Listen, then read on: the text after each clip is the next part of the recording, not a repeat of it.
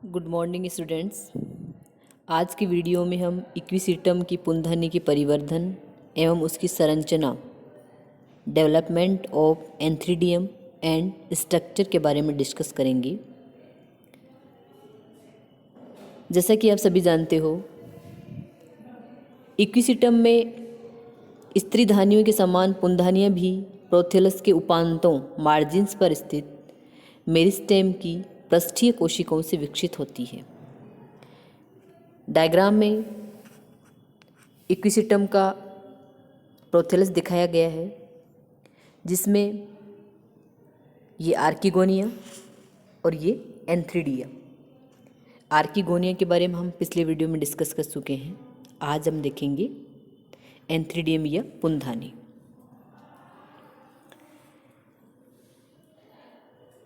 Equisetum की उभयलिंगाश्री जातियों में प्राय पुंधानियों का निर्माण स्त्री धानियों के निर्माण के पश्चात होता है। इक्विसिटम में दो प्रकार की पुंधानियाँ या एंथ्रीडियम पाई जाती है।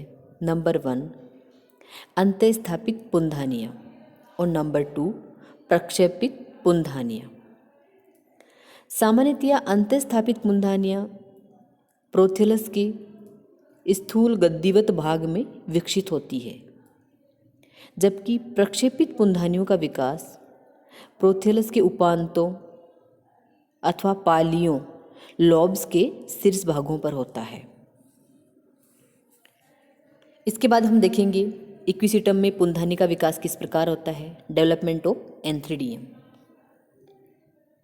देखिए डायग्राम में, जैसा कि आप सभी जानते हो, पुंधानी प्रोथेलस की पृष्ठीय कोशिका से विकसित होती है और जिस पृष्ठीय कोशिका से पुंधानी विकसित होती है वो पृष्ठीय कोशिका पुंधानी प्रारंभिक एंथ्रीडियल इनिशियल के नाम से जानी जाती है। सर्वप्रथम इस एंथ्रीडियल इनिशियल सेल में परिणतिक विभाजन होता है। डायग्राम बी में आप देख सकते हैं। परिणतिक विभाजन के परिणाम स्वरूप दो कोशिकाएं बनती है। बाहर की ओर बनने वाली कोशिका जैकेट प्रारंभिक जैकेट इनिशियल सेल और भीतर की ओर बनने वाली कोशिका पुंजनक कोशिका एंड्रोगोनियल सेल कहलाती है। यहाँ पे दो सेल बन रही है। बाहर की ओर जैकेट प्रारंभिक कोशिका बन रही है, अंदर की ओर पुंजनक कोशिका या एंड्रोगोनियल सेल बन रही है। इसके पश्चात जैकेट प्रारंभिक कोशिका में पुनरावर्त अपनतिक विभाजन होते हैं, एंटीक्लिनल डिवीजन होते हैं, जिसके परिणाम स्वरूप एक स्तरीय पुंधानी भित्ति का विकास होता है। डायग्राम डी और ई में आप देखिए, पुंधानी का जैकेट बन रहा है जैकेट इनिशियल सेल से। ये देखो जैकेट, और यहाँ पे भी ये बाहर की ओर जैकेट दिखाया गया है। तो जैकेट इनिशियल सेल में पुनरावर्त अपनतिक विभाजनों से पुंधानी का एक स्तरीय जैकेट बनता है। इसके पश्चात जो पुंजनक कोशिका होती है, एंड्रोगोनियल सेल होती है, उसमें अनेक अपनतिक और परिणतिक विभाजन होते हैं। इन विभाजनों के परिणाम स्वरूप बनने वाली कोशिकाएं पूर्व पुमणु कोशिकाएं एंड्रोसाइट्स के नाम से जानी जाती है।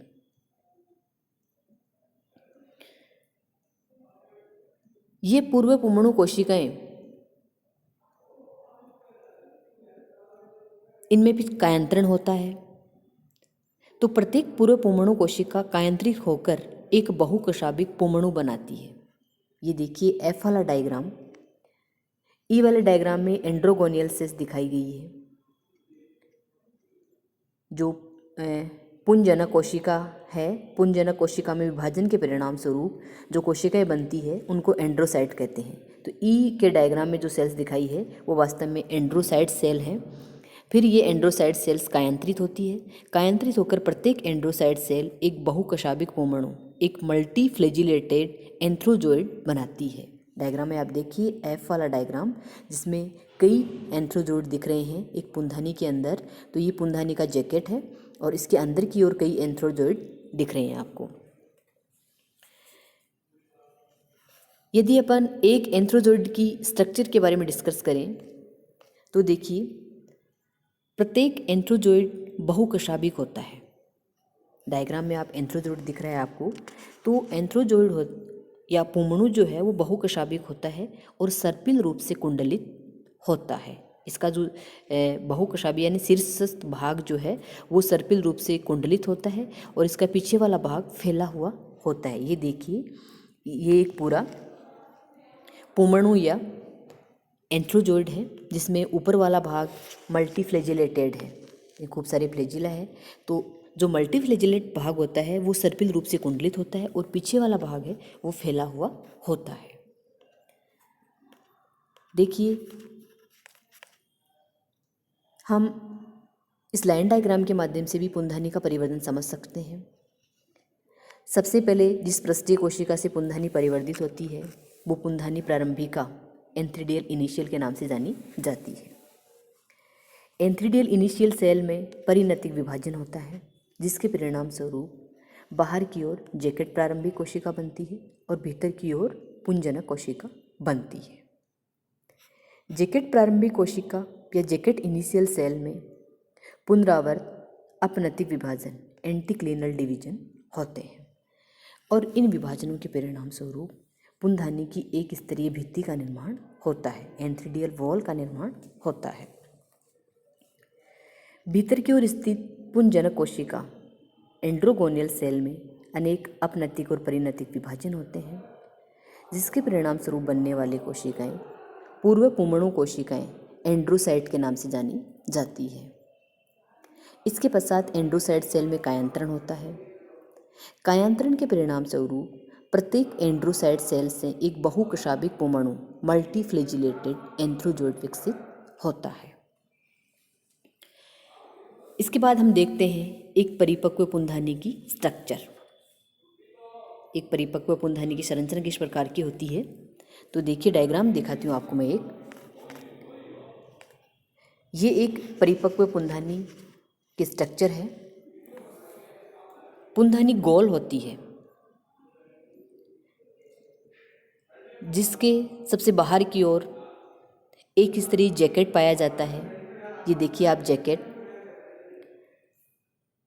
इस जैकेट के भीतर लगभग 256 पुमणु उपस्थित होते हैं, यानी 256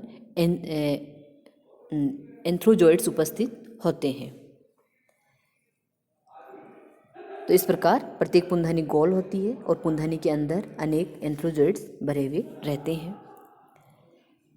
जो एंथ्रोजोइड है या पुमणु है उसकी संरचना के बारे में अपन डिस्कस कर चुके हैं कि प्रत्येक पुमणु सर्पिलाकार कुंडलित होता है तथा बहुकशाभिक होता है और इसका पीछे वाला जो भाग है ये देख सकते हो पुमणु की स्ट्रक्चर कि सर्पिलाकार कुंडलित होता है। आगे वाला भाग मल्टीफ्लैजिलेटेड होता है और पीछे वाला भाग वो फैला हुआ रहता है। एक बार थोड़ा सा फिर से रिपीट कर लेते हैं हम। पुंधानी का परिवर्धन किस प्रकार होता है, तो देखिए डायग्राम में आप देखिए, सबसे पहले प्रोथेलस की जो कोशिका पुंधानी का विकास करती है वो एंथ्रीडियल इनिशियल सेल के नाम से जानी जाती है। इस एंथ्रीडियल इनिशियल सेल में परिणतिक पेरिक्लिनल डिवीजन होता है जिसके परिणाम स्वरूप बाहर की ओर जैकेट इनिशियल सेल बनती है और अंदर की तरफ एंड्रोगोनियल सेल बनती है। जैकेट इनिशियल सेल में पुनरावर्त अपनतिक विभाजन होते हैं जिसके परिणाम स्वरूप पुंधानी की एक स्तरीय भित्ति या जैकेट का निर्माण होता है। इस जैकेट को आप डायग्राम डी और डायग्राम ई में देख सकते हैं। ये पुंधानी का जैकेट है, देखो इसमें भी पुंधानी का जैकेट है वो स्पष्ट रूप से दिखाई दे रहा है। इसके पश्चात जो अंदर वाली एंड्रोगोनियल सेल होती है उस एंड्रोगोनियल सेल में अनेक अपनतिक और परिणतिक विभाजन होते हैं। यहाँ जो एंड्रोगोनियल सेल थी इस सेल में अनेक अपनतिक और परिणतिक विभाजन होते हैं। इन विभाजनों के परिणाम स्वरूप निर्मित कोशिकाएं पूर्व पुमणु कोशिकाएं, यहाँ पे जो जैकेट के अंदर जो भी सेल दिख रही है वो सारी सेल्स पूर्व पुमणु कोशिकाएं या एंड्रोसाइट सेल्स कहलाती है।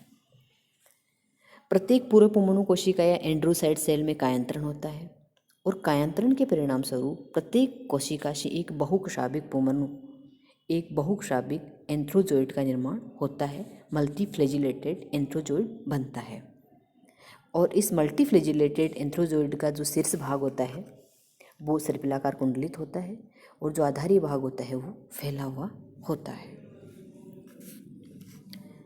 Thank you.